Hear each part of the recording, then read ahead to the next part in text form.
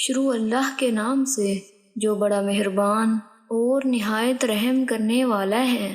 السلام علیکم ورحمۃ اللہ وبرکاتہ۔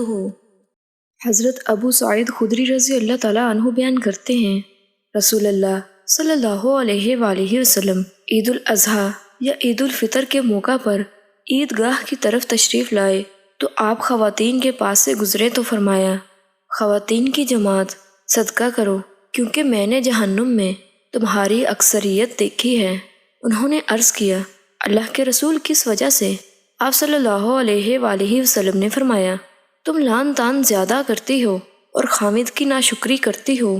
میں نے تم سے زیادہ کسی کو دین اور عقل میں نقص رکھنے کے باوجود پختہ رائے مرد کی عقل کو لے جانے والا نہیں پایا۔ انہوں نے عرض کیا، اللہ کے رسول صلی اللہ علیہ وآلہ وسلم، ہمارے دین اور ہماری عقل کا کیا نقصان ہے؟ آپ صلی اللہ علیہ وآلہ وسلم نے فرمایا، کیا عورت کی گواہی مرد کی گواہی سے نصف نہیں؟ انہوں نے کہا، جی ہاں، کیوں نہیں؟ آپ صلی اللہ علیہ وآلہ وسلم نے فرمایا، یہ اس کی عقل کا نقص ہے۔ آپ صلی اللہ علیہ وآلہ وسلم نے فرمایا، کیا جب اسے حیض آتا ہے تو اس وقت وہ نماز اور روزہ ترک نہیں کرتی؟